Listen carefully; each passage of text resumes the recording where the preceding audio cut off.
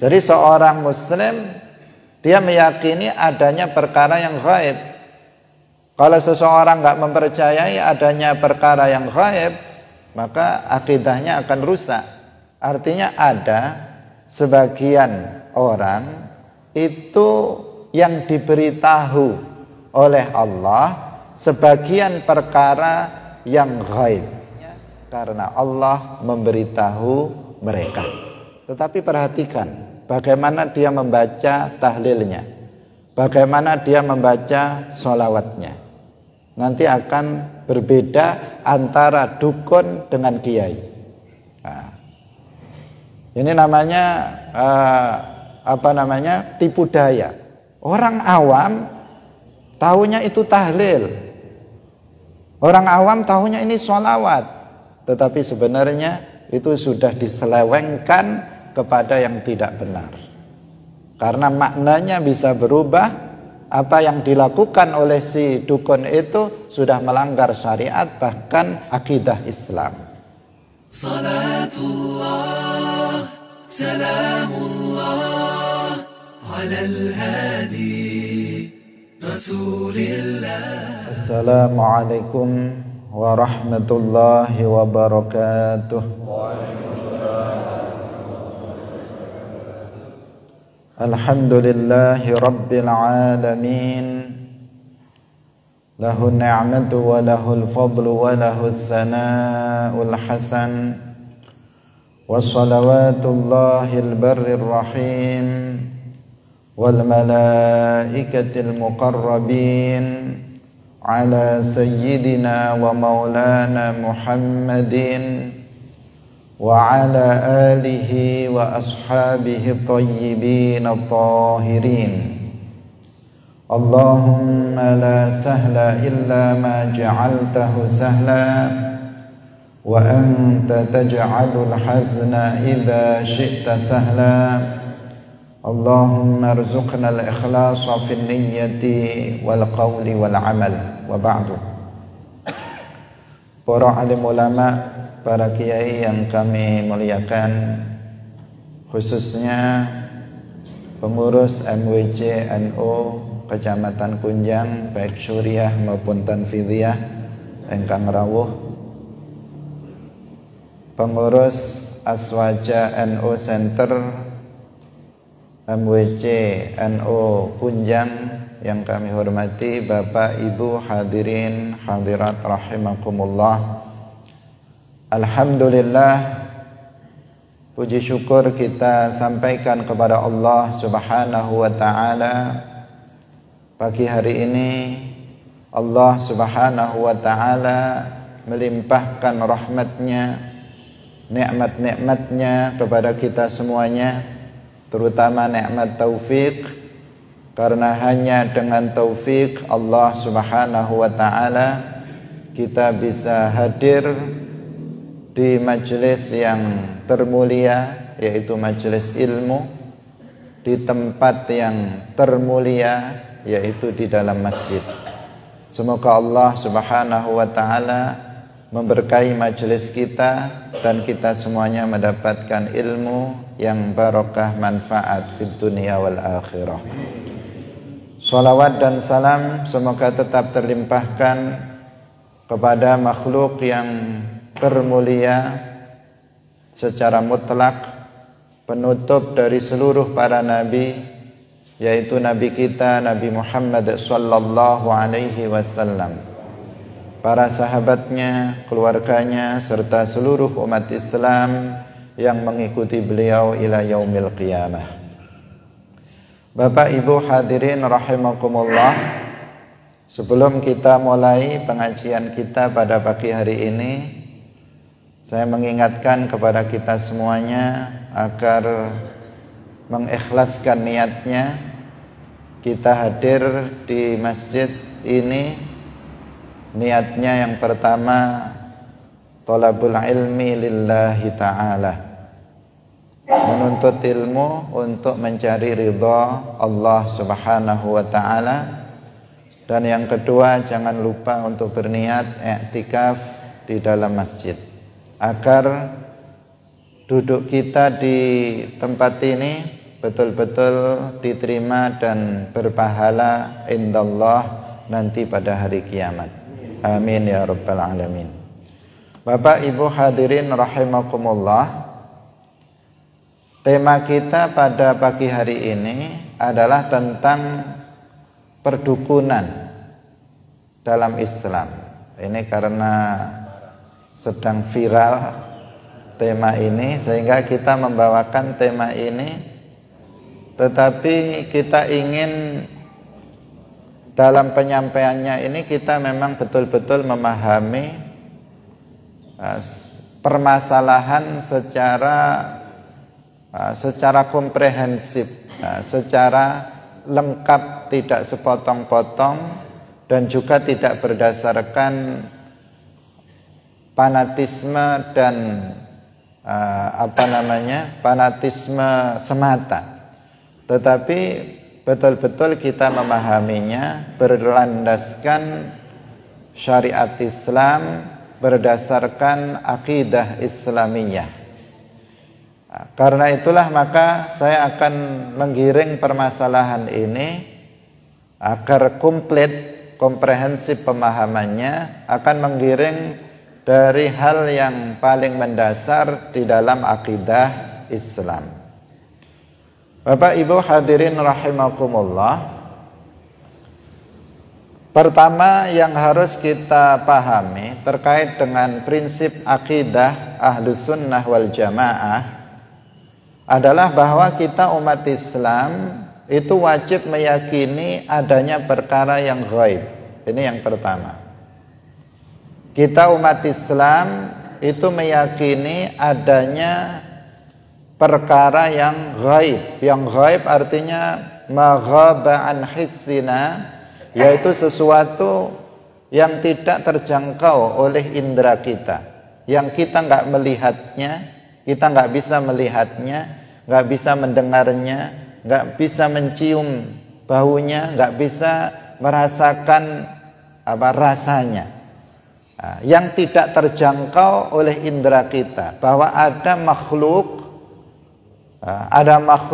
ada perkara-perkara yang itu ada, tetapi kita tidak bisa mengetahuinya, tidak bisa mendeteksinya dengan indera yang kita miliki. Kita mempercayai itu. Di antara dalilnya adalah yang sudah kita hafal, dzalikal kitabu la raiba fihi hudal lil muttaqin alladzina yu'minuna bil ghaibi wa yuqimuna sholata wa mimma razaqnahum yunfiqun. Ini pertama. Jadi seorang muslim dia meyakini adanya perkara yang gaib. Kalau seseorang nggak mempercayai adanya perkara yang gaib, maka akidahnya akan rusak. Nah, ini pertama yang harus melandasi seluruh pemahaman kita nanti terkait dengan tema yang akan kita bahas.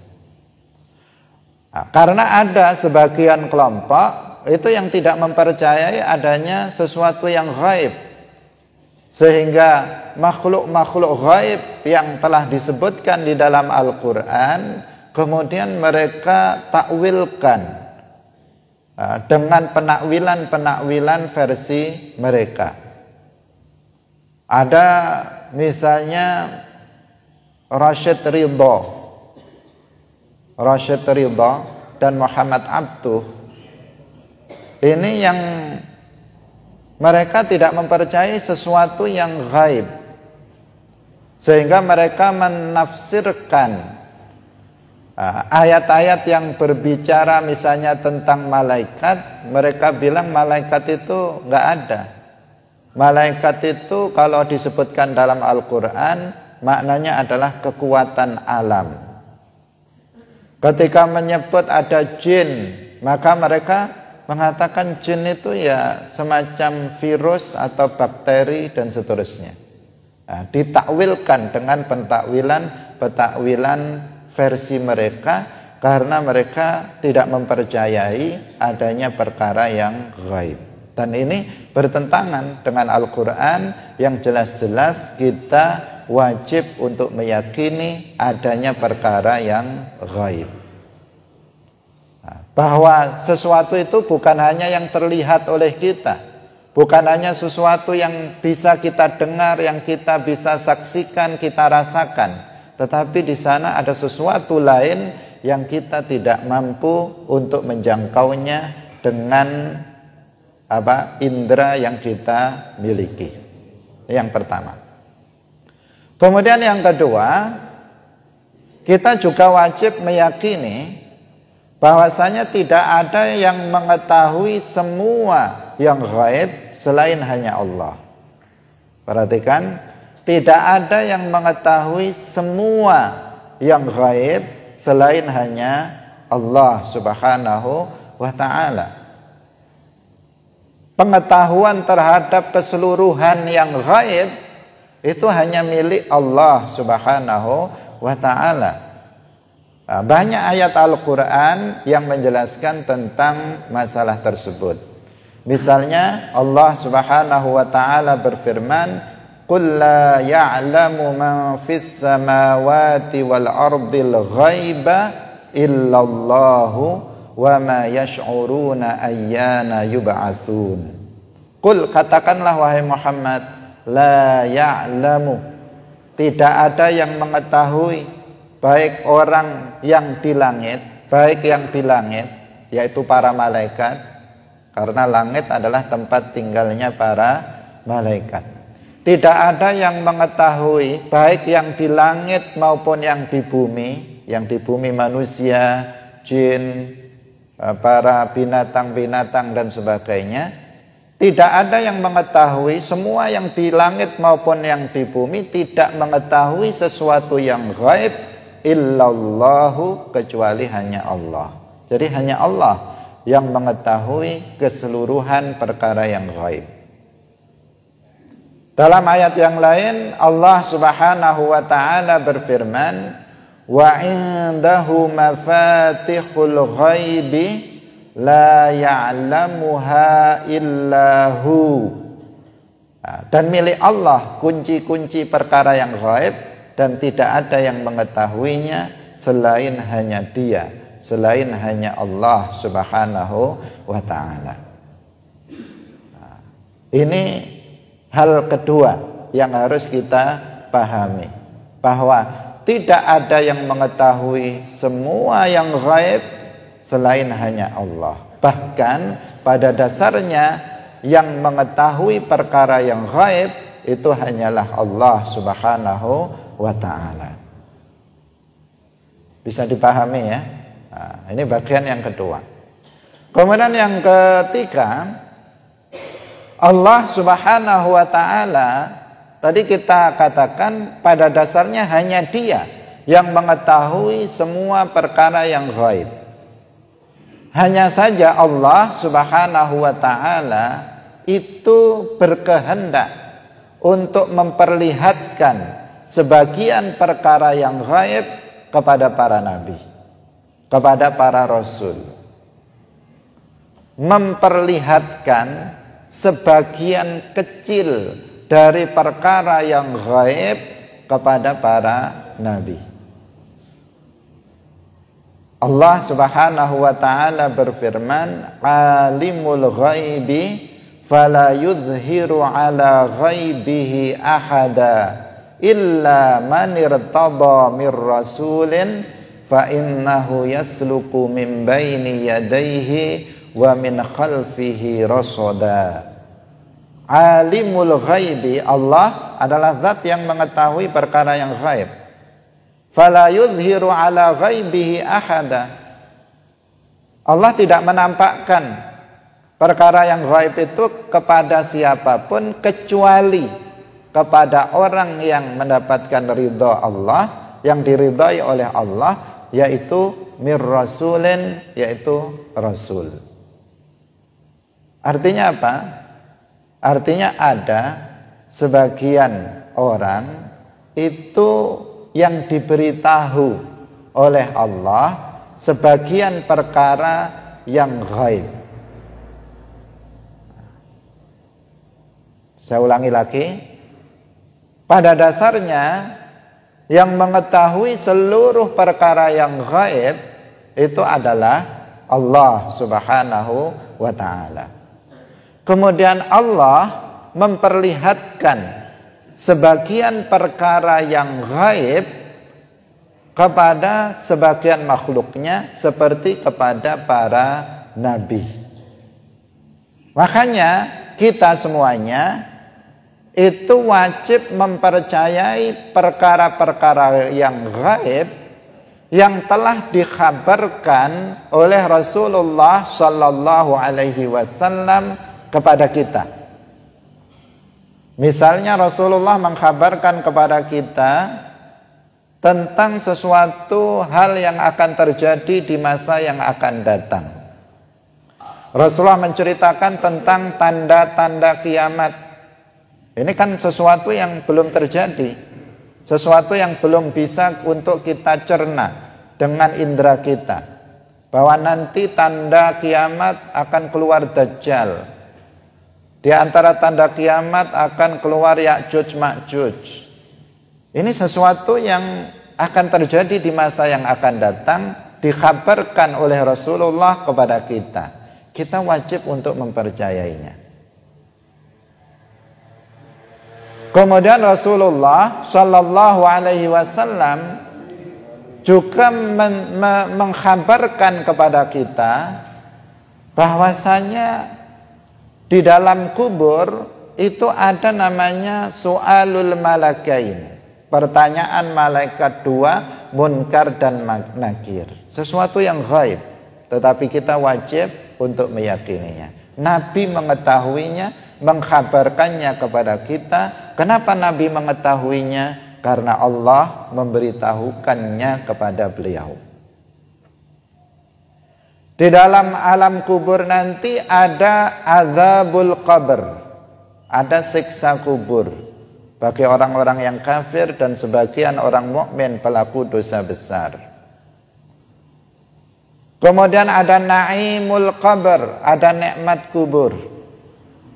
Nanti pada hari kiamat ada namanya al-ba'tsu, ada al-hasyru, ada al-hisabu, ada al-azabu, ada an-naru, ada neraka, ada surga, sesuatu yang gaib. Kita wajib mempercayai adanya hal-hal itu karena Nabi sudah memberitahukannya kepada kita. Nabi mengetahuinya berdasarkan wahyu dari Allah. Allah yang telah memberitahukannya melalui wahyu kepada Rasulullah sallallahu alaihi wasallam. Artinya apa?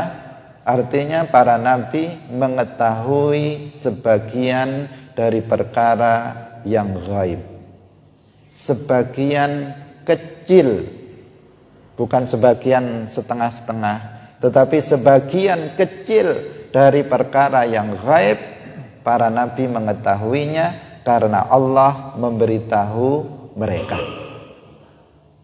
Bisa dipahami? Nah, sehingga nggak boleh kita mengatakan bahwa Nabi Muhammad mengetahui semua yang gaib. Tidak boleh. Tidak boleh kita mengatakan bahwa Nabi Muhammad mengetahui semua perkara yang gaib. Atau seseorang mengatakan semua yang diketahui Allah, maka Nabi Muhammad mengetahuinya juga. Tidak boleh meyakini keyakinan yang seperti itu, karena itu keyakinan yang menyalahi Al-Quran. Tetapi kita mengatakan bahwa pengetahuan terhadap semua yang gaib itu hanya milik Allah Subhanahu wa ta'ala. Sedangkan para nabi itu mengetahui sebagian kecil dari perkara yang gaib karena Allah memberitahu mereka. Ini masalah akidah. Ini masalah akidah Ahlus Sunnah wal Jamaah yang harus dipahami. Karena ayatnya mengatakan bahwa yang mengetahui perkara yang gaib adalah Allah Subhanahu wa ta'ala. Dan ini merupakan pujian Allah, pujian terhadap Allah Subhanahu wa ta'ala.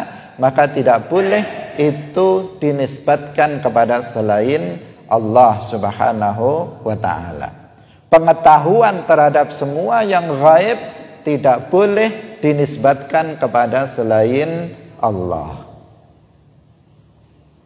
Apalagi kemudian dinisbatkan kepada seseorang, kepada Rasulullah sallallahu alaihi wasallam, afdalul makhlukin, tidak boleh. Karena itu adalah sifat kekhususan bagi Allah Subhanahu wa ta'ala, tidak boleh untuk para nabi, apalagi untuk orang biasa, apalagi untuk seorang wali, apalagi untuk seorang ulama, seorang kiai, seorang ustadz, apalagi kepada dukun. Sama sekali tidak boleh dinisbatkan pengetahuan terhadap semua yang gaib kepada mereka. Tidak boleh mengatakan guru saya mengetahui semua yang gaib. Enggak boleh. Enggak boleh, itu namanya mensifati manusia biasa, bukan hanya mensifatinya dengan sifat Nabi, tetapi mensifatinya dengan sifat Allah Subhanahu wa ta'ala. Dan itu adalah bagian dari al-ghuluwu fiddin, berlebihan dalam agama yang dilarang. Allah Subhanahu wa ta'ala berfirman, ya ahlal kitabi la taghlu fi dinikum. Wahai ahlal kitab, janganlah kalian berlebih-lebihan di dalam agama kalian. Salah satu bentuknya adalah ketika seseorang memuji seseorang melampaui dari batas yang seharusnya. Kita memuji guru kita sebatas dia sebagai guru kita, sebagai ulama, sebagai alim. Kita memuji seorang wali sebatas dia sebagai wali. Kita tidak mensifati seorang wali dengan sifat nabi. Kita tidak mensifati nabi dengan sifat Allah. Sesuai dengan kedudukan masing-masing. Hadirin yang dirahmati oleh Allah Subhanahu wa ta'ala. Ini adalah akidah yang harus kita pahami. Untuk selanjutnya nanti kita akan bisa memahami bagaimana yang sebenarnya praktek dari perdukunan ini. Kita lanjutkan. Di antara perkara gaib yang wajib kita imani adalah adanya malaikat dan jin. Di antara perkara yang gaib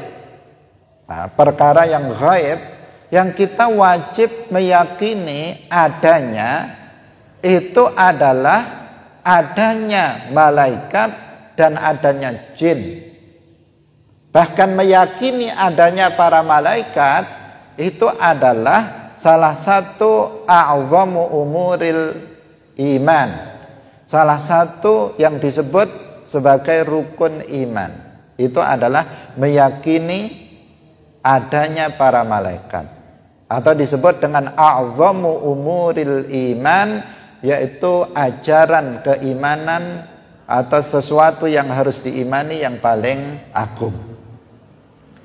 Hadirin yang dirahmati oleh Allah Subhanahu wa ta'ala. Maka kita umat Islam, kita meyakini bahwa ada makhluk namanya para malaikat. Mereka adalah makhluk yang diciptakan oleh Allah Subhanahu wa ta'ala dari cahaya. Laisu dzukuran wa laisu inasan. Mereka bukan laki-laki, bukan perempuan. La yatanakahuna wa la yatanasalun. Mereka tidak menikah, mereka tidak beranak pinak. La ya'sunallaha ma amarahum wa yaf'aluna ma yu'marun.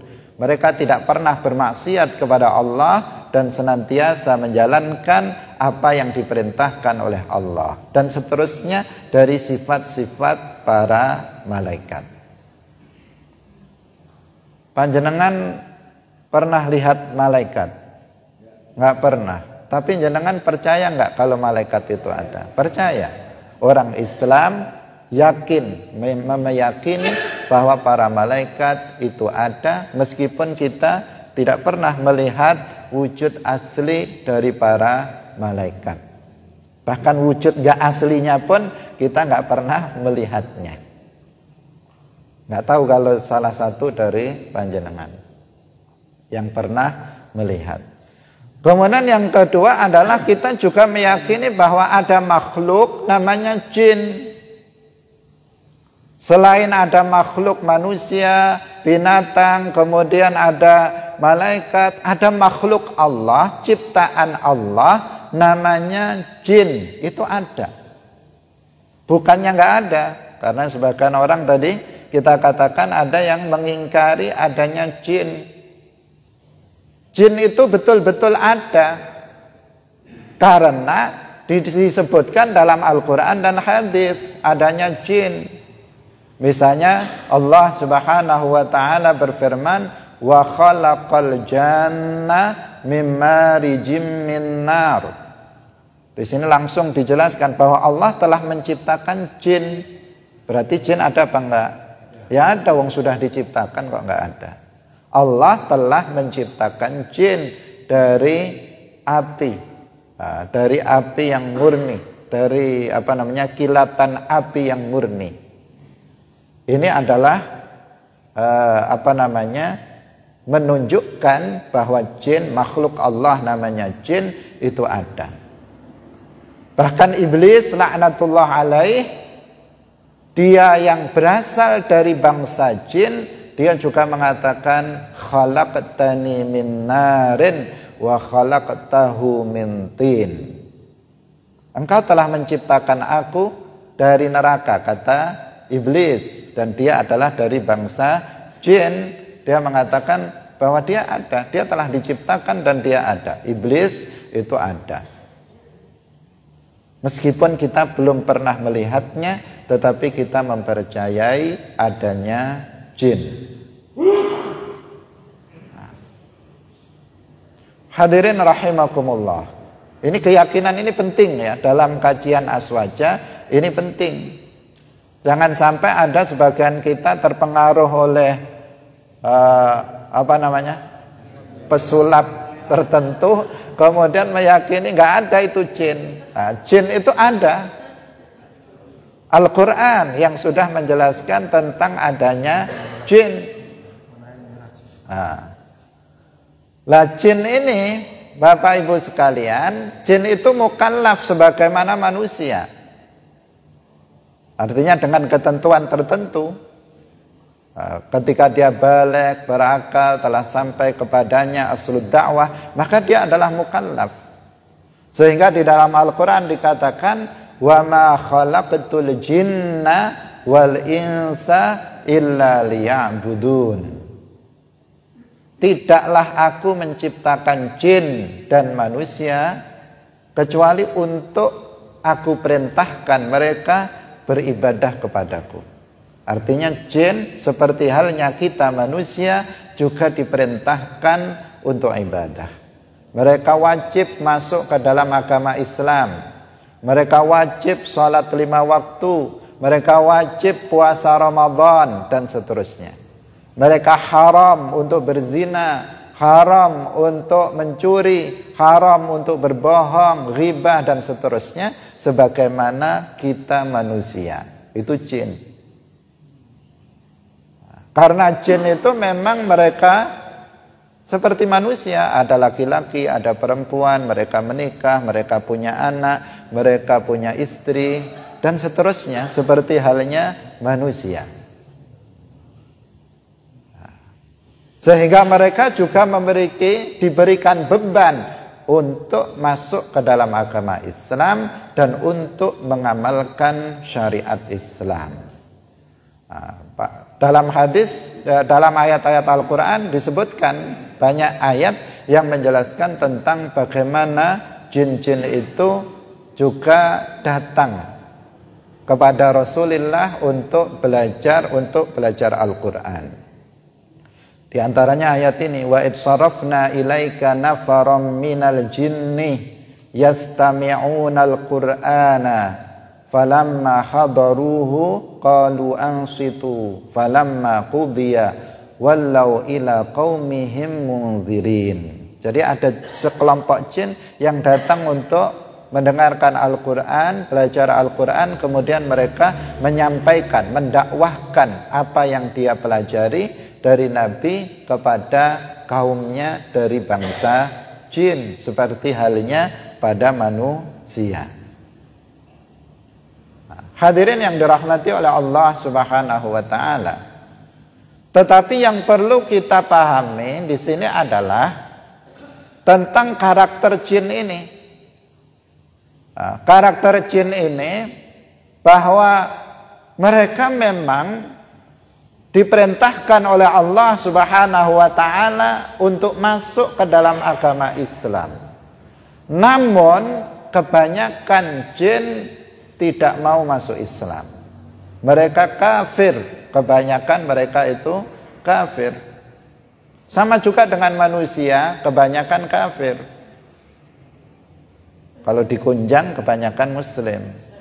Tetapi kalau di dunia ini orang yang beragama Islam dengan orang yang tidak beragama Islam, maka yang tidak beragama Islam lebih banyak. Jika ditambahkan, misalnya orang non-muslim agama ini ditambahkan di seluruh dunia, maka jumlah umat Islam masih kalah banyak dengan jumlah orang yang kafir. Jin, kebanyakan dari jin ini kafir. Yang muslim itu hanya sedikit dari kalangan jin. Ini yang pertama yang harus kita pahami. Yang kedua, dari sekian sedikit jin yang muslim, itu kebanyakan fasik. Hanya segelintir dari jin itu yang soleh, yang taqi. Kebanyakan itu fasik. Fasik itu apa? Ya suka meninggalkan perkara yang wajib, suka melakukan perkara yang haram. Jarang jin yang mau sholat. Jin kebanyakan apa? Nggak sholat subuh. Banyak, sedikit di antara mereka sering kalau begini masih pada tidur. Kalau lewat waktu subuh dan seterusnya. Itu kebanyakan jin memang seperti itu. Mereka adalah jin-jin yang fasik. Meninggalkan sholat 5 waktu, tidak puasa Ramadan, suka melakukan dosa-dosa besar. Itulah kebanyakan dari jin. Yang muslim pun seperti itu. Kebanyakan mereka adalah jin-jin yang fasik, para pelaku dosa besar. Hanya sedikit di antara jin itu yang taat, yang soleh, itu sedikit sekali. Kemudian kebanyakan dari jin itu adalah pembohong. Ini perlu kita sampaikan bahwa mereka itu adalah akdzabu khalqillah. Jin itu adalah makhluk Allah yang paling banyak bohongnya. Jadi suka bohong. Kalau suka bohong ini berarti bisa dipercaya apa enggak? Nggak bisa dipercaya. Ini yang harus dipahami oleh kita. Jin itu pembohong. Kebanyakan kafir, yang muslim kebanyakan fasik dan pembohong. Sudah begitu, kita pun nggak bisa melihat jin. Maka kemungkinan dibohongi jin itu harus hati-hati.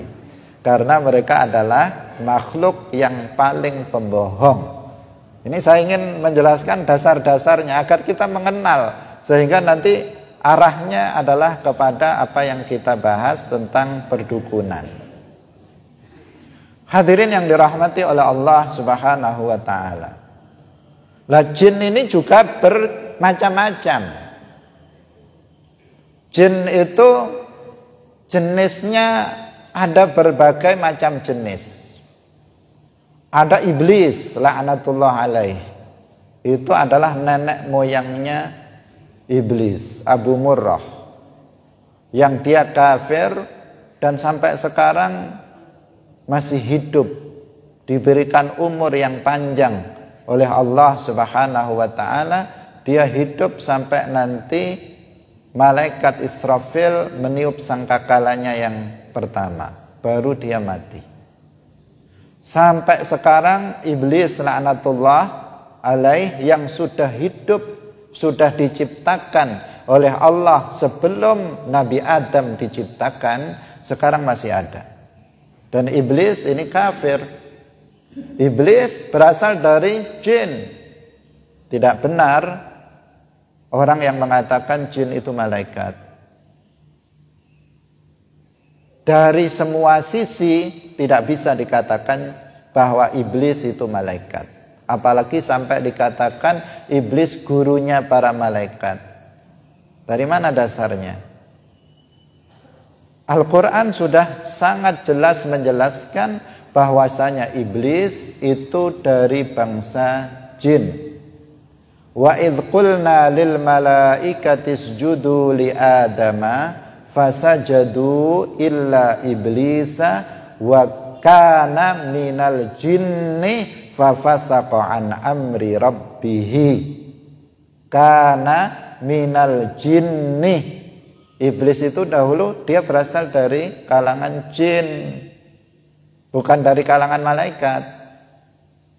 Ini perlu digarisbawahi karena kita mendengar ada sebagian orang mengatakan jin itu adalah iblis itu adalah malaikat. Dahulu iblis ini memang pernah beribadah bersama para malaikat di dalam surga. Dulu dia muslim, beribadah dengan para malaikat kepada Allah, tetapi kemudian jin ini kufur. Ketika diperintahkan oleh Allah Subhanahu wa taala untuk sujud tahiyyah, sujud hormat kepada Nabi Adam, dia tidak mau. Dia membangkang kepada Allah Subhanahu wa taala dan dia menjadi kafir. Nah, ini siapa? Iblis. Ini adalah jin. Nenek moyangnya jin ini adalah iblis. Iblis punya istri, kemudian beranak pinak, sehingga sekarang jumlahnya lebih banyak dari manusia. Kemudian ada jin namanya Ifrit. Nah, ini yang ada dalam kisah Nabi Sulaiman alaihissalam. Ketika Nabi Sulaiman alaihissalam mengatakan kepada kepada yang hadir ketika itu, siapa yang bisa memindahkan singgasana Bilqis ke sini dalam jarak yang jauh, singgasana Bilqis, yang kemudian Ifrit itu berdiri, dia mengatakan saya bisa, mendatangkan singgasana Bilqis sebelum engkau berdiri dari tempat dudukmu. Qala ifritum minal jinni ana atika bihi qabla an taquma min maqamika wa inni alaihi laqawiyyun amin. Berarti ifrit ini jin yang sangat kuat, yang sangat sakti, mandraguna. Ifrit. Jin itu enggak sama, kekuatannya tidak sama. Ada jin yang kroco-kroco yang nggak kuat sama sekali. Tetapi ada jin ifrit yang memiliki kekuatan yang dahsyat sehingga dia mampu siap untuk memindahkan singgasana Bilqis dari tempat yang sangat jauh dalam waktu sekejap. Tetapi ternyata ifrit masih kalah dengan seorang waliullah dari kalangan manusia yang mampu memindahkan singgasana Bilqis dalam sekejap mata saja. Masih kalah ifrit dengan seorang wali dari umatnya Nabi Sulaiman alaihissalam. Nah, ini namanya jin ifrit. Kemudian ada lagi jin namanya jin ghawasun. Jin ghawasun ini jin yang memiliki kemampuan untuk menyelam di lautan. Nah, Sehingga ada cerita-cerita apa jin di laut selatan dan sebagainya. Jadi ini jin yang berada di lautan, dia mampu untuk menyelam di dalam lautan sampai ke dasar lautan. Yang pada masa Nabi Sulaiman alaihissalam, mereka ini dipekerjakan oleh Nabi Sulaiman untuk mengambil mutiara dan kekayaan yang ada di dasar lautan untuk Nabi Sulaiman alaihissalam. Nah, namanya jin ghawasun wa minasyayatini may yaghusuna lahu wa ya'maluna amalan duna dzalika wa kunna lahum hafizin wasyayatina kulla banna'in wa ghawwas. Terus ada lagi jin namanya jin marodah. Jin marodah ini adalah setan, jin yang setan. Setan itu bagaimana? Setan itu adalah syaitan. Nah, bahasa Arabnya syaitan itu adalah kafirul jinni. Jin yang kafir itu namanya syaitan. Jadi setan bahasa Indonesianya setan itu juga jin. Sebutan untuk jin yang kafir. Jadi jin itu adalah bangsanya seperti manusia. Nah, jin yang kafir namanya syaitan. Nah, kemudian jin-jin ini ada memiliki apa? Memiliki jenis-jenis. Di antaranya yang terakhir yang kita sebut di sini adalah jin marodah. Jin marodah ini jin yang paling tua, tapi dia jin yang ini berasal dari kalangan syaitan, artinya ini kafir. Jin marodah yang usianya itu tua, karena jin ini macam-macam. Ada yang rata-rata umurnya tua, tetapi ada juga yang masih muda sudah mati. Tapi ada yang dipanjangkan umurnya oleh Allah Subhanahu wa taala seperti iblis. Ada yang seperti itu. Ada yang masih muda, mengganggu orang, masuk ke tubuhnya orang, bandel, kemudian dibunuh oleh peruqyahnya misalnya. Itu bisa mati. Karena mereka bukan makhluk yang kekal, dia makhluk yang bisa mati. Nah, tapi ada jin marodah itu yang umurnya sudah tua.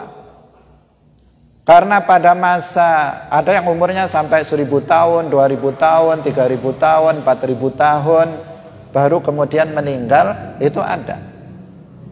Seperti pada masa Khalifah Umar bin Abdul Aziz, itu pernah ada seorang yang menemukan sebuah guci warna hijau. Nah, ternyata di dalam sebuah guci itu ada jinnya.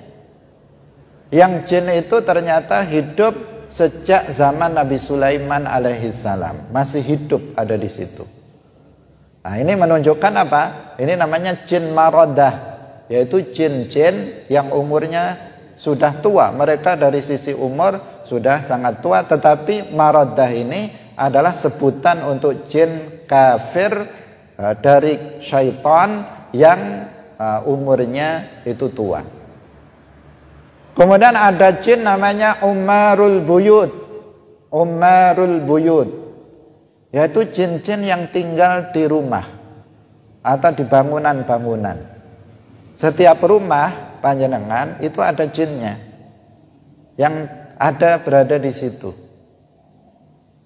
Terkadang jin itu sudah menempati tempat sebelum rumah itu dibangun.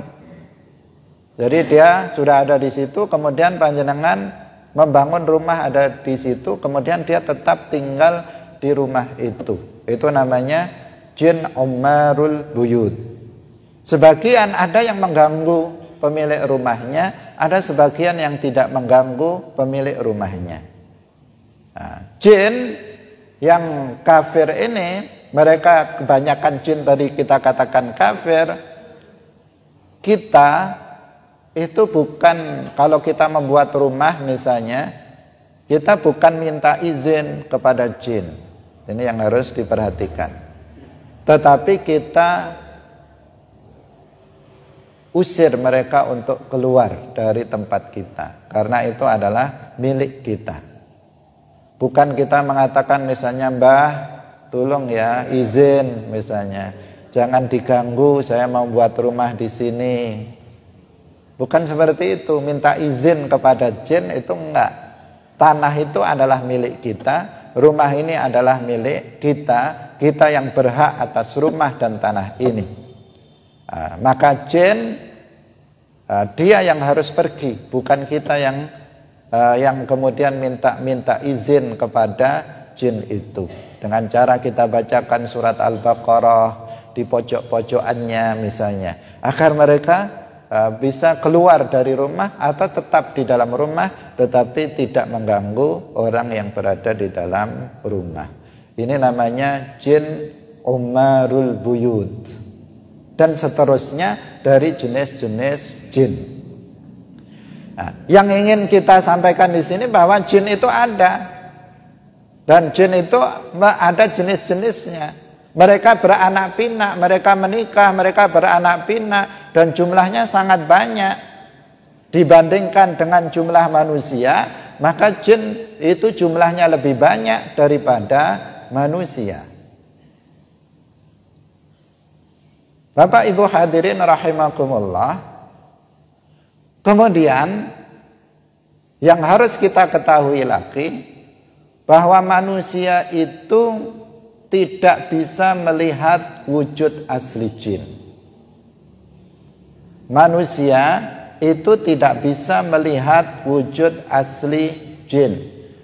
Dalam Al-Quran disebutkan, innahu yarakum huwa wa qabiluhu min haitsu la tarawnahum. Sesungguhnya jin itu melihat kalian. Dia dan kabilahnya itu bisa melihat kita. Yang ada di sini, jin melihat kita. Min haitsu la tarawnahum, dari sekira kalian tidak bisa melihat mereka. Dia melihat kita, mereka para bangsa jin melihat kita, tetapi kita tidak bisa melihat jin. Jadi manusia berdasarkan ayat ini nggak bisa melihat jin dalam wujud aslinya. Namun jika jin itu kemudian merubah wujudnya dalam wujud yang lain, maka manusia ada yang bisa melihatnya dalam bentuk yang lain. Misalnya dalam bentuk manusia, jin bisa merubah wujud dalam bentuk manusia. Bisa jadi di sini ada jinnya dalam bentuk manusia ikut hadir di sini, tapi saya nggak tahu yang mana, karena dia bisa berubah jadi wujud manusia.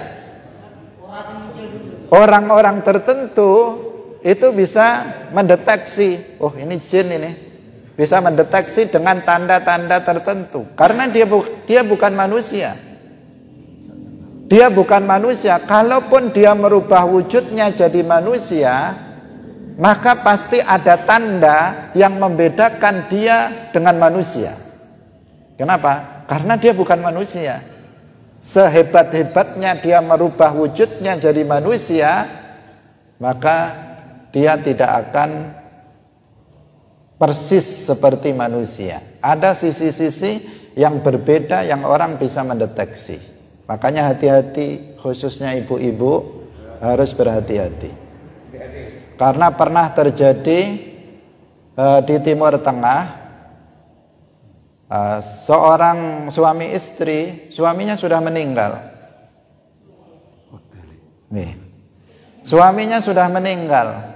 Beberapa hari kemudian pulang ke rumah. Wujudnya kayak suaminya, padahal suaminya sudah meninggal, tetapi dia datang pulang ke rumah dalam wujud persis seperti suaminya. Nah, ini hati-hati, jin ini ingin berzina dengan perempuan tersebut. Dia adalah jin yang merubah wujudnya jadi manusia akan melakukan zina dengan perempuan itu. Dan ini akan, jika terjadi, maka ini akan sangat berbahaya. Nah, karena itu harus diwaspadai. Jin ini bisa merubah wujud. Bisa merubah wujud menjadi ular. Terkadang ada ular datang, itu bukan ular beneran, tetapi ular yang rubahan dari jin. Karena pernah ada seorang kiai, seorang guru, seorang ulama sedang mengajar, tiba-tiba ada ular masuk. Nah, ada ular masuk sehingga jamaah pada rame. Kemudian kiainya ini tahu, oh ini jin ini. Dia sebenarnya datang mau ngaji, jinnya itu. Tetapi dia dalam bentuk ular, makanya dimarahi sama kiainya itu karena dia menakuti orang-orang yang ada di situ. Bisa berubah jadi anjing dan bisa berubah dengan bentuk-bentuk yang lainnya. Nah, ketika berubah wujud, maka manusia, sebagian orang bisa melihatnya. Oh, berubah jadi manusia, tetapi matanya cuma satu. Berubah jadi manusia, telinganya besar dan sebagainya. Nah, sehingga orang bisa bermacam-macam. Jin itu ada yang bilang begini dan begitu. Itu semuanya adalah bukan wujud asli daripada jin. Wujud asli daripada jin, manusia tidak melihatnya. Al-Quran sudah mengatakan min haitsu la tarawnahum. Nah, artinya apa? Manusia ada yang melihat jin, tetapi dalam bentuk yang tidak asli. Hadirin rahimakumullah, ini masalah waktu ya, sebenarnya masih agak panjang, tapi saya singkat. Kemudian dalam praktek perdukunan ini, ada yang disebut, kalau dalam hadis, ada yang disebut kahin, ada yang disebut arraf. Ini kaitannya dengan tadi. Kahin itu adalah orang yang membawa berita tentang kejadian-kejadian yang akan datang, sesuatu yang gaib, dengan berpedoman pada bintang-bintang, sebab-sebab, atau dibantu oleh jin-jin yang menjadi peliharaannya. Nah, ini namanya kahin. Nah, salah satu bentuknya yang terakhir ini, bisa dia berpedoman pada perbintangan, atau dia dibantu oleh jin. Ada jin yang jadi peliharaannya. Seseorang itu bisa jadi, peliharaan itu bisa jadi seseorang itu bekerja sama dengan jin yang memberitahu dia sesuatu yang dia inginkan. Tadi kita katakan bahwa jin ini kemampuannya macam-macam. Ada sebagian orang itu dia datang, dukun ini, dukun, kita praktekkan dukun.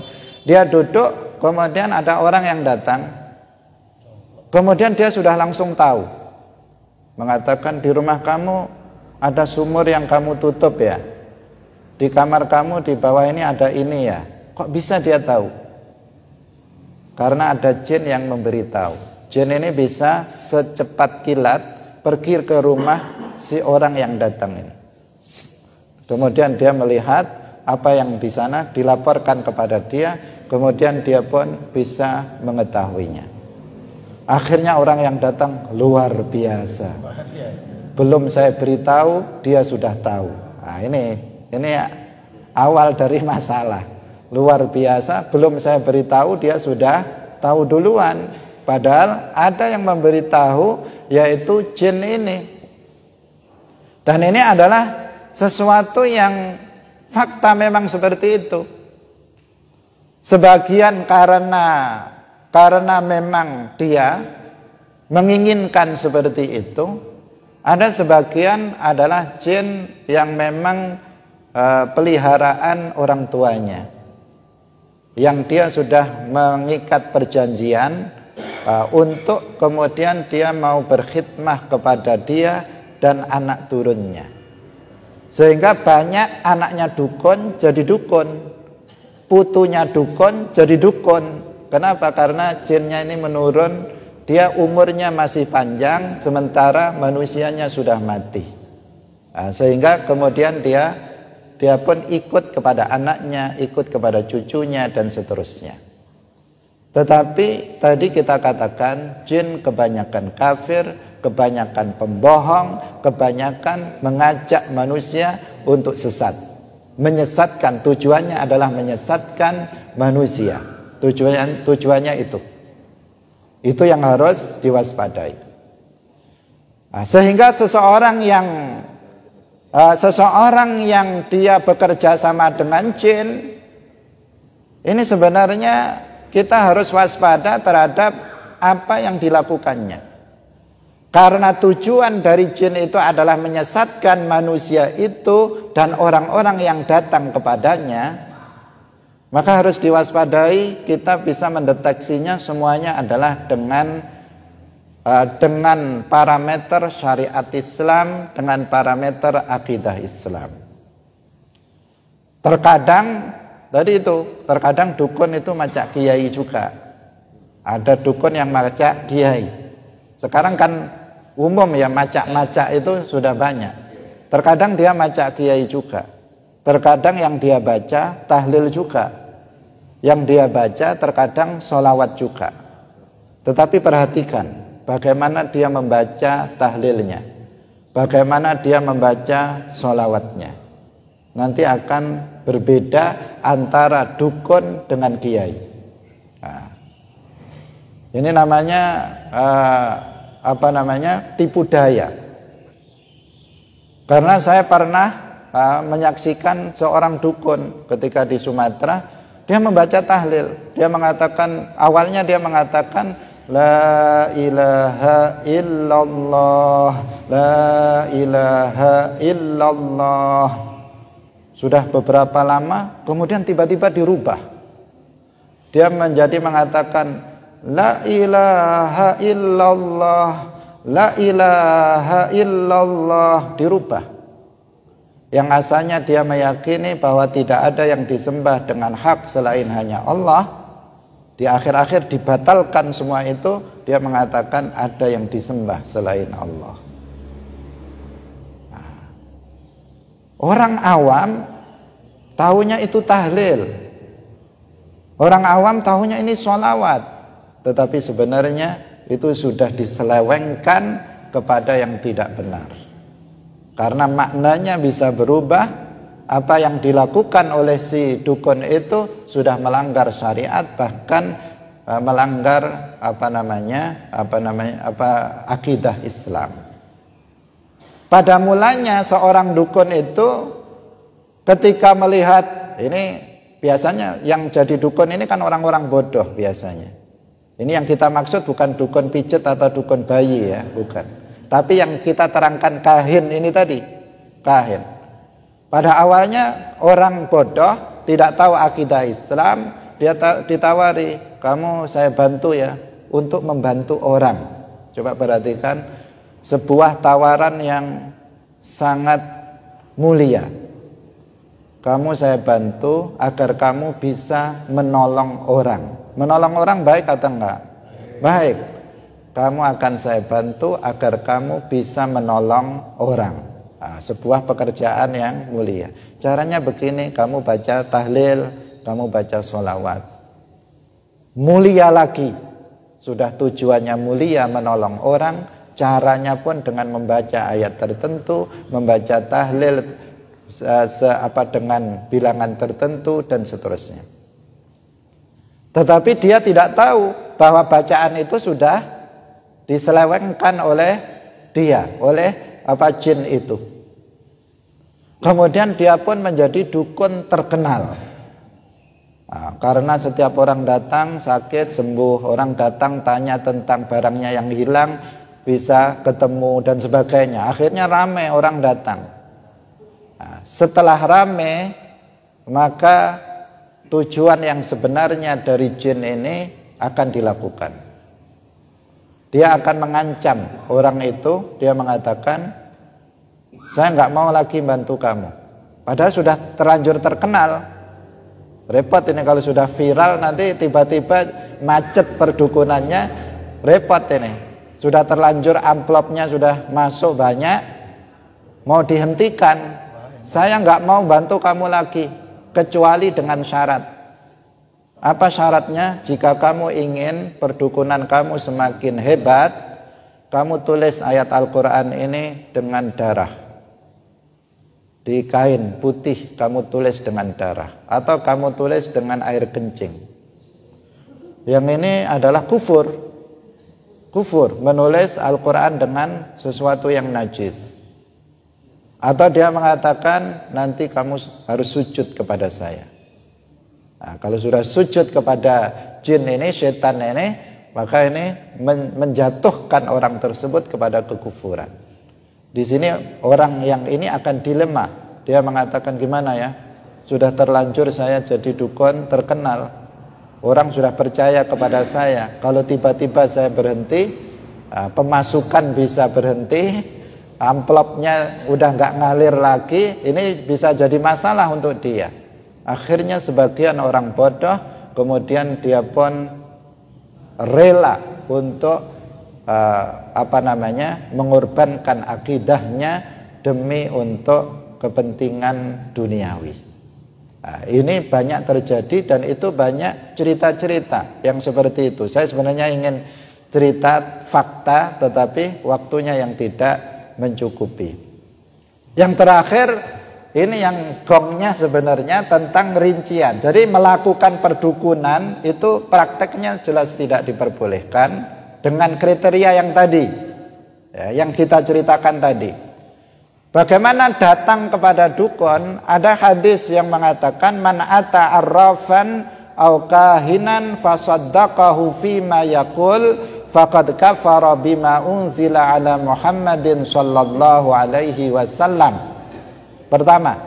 Kemudian ada hadis lagi, man ata arrafan fasa'alahu an syai'in lam tuqbal lahu salatu arba'ina lailah, rawahu Muslim. Maka berdasarkan dua hadis ini, para ulama merinci hukum mendatangi seorang dukun. Yang pertama, apabila seseorang datang kepada dukun, kemudian dia bertanya tentang sesuatu, misalnya sesuatu tentang barangnya yang hilang, yang dicuri dan sebagainya, dia bertanya tentang apa yang akan terjadi di masa yang akan datang pada dirinya dan keluarganya misalnya. Dia tanya dan dia kemudian membenarkan semua yang disampaikan oleh dukun itu. Pokoknya yang disampaikan dukun itu pasti benar. Dia meyakini begitu, pasti benar. Maka dia telah kufur. Hukumnya dia kufur. Karena dia di sini bukan sekedar bertanya, tetapi dia meyakini bahwa setiap apa yang disampaikan oleh dukun itu pasti benar. Padahal dukun itu dia berasal dari jin informasinya. Kalau informasi tentang sesuatu yang akan terjadi di masa yang akan datang, ini dia hanya mencuri dengar saja dari para malaikat, dan itu bisa salah. Sementara informasi tentang sesuatu yang hilang itu disampaikan oleh jin yang kita tahu akdzabu khalqillah, dia adalah pembohong.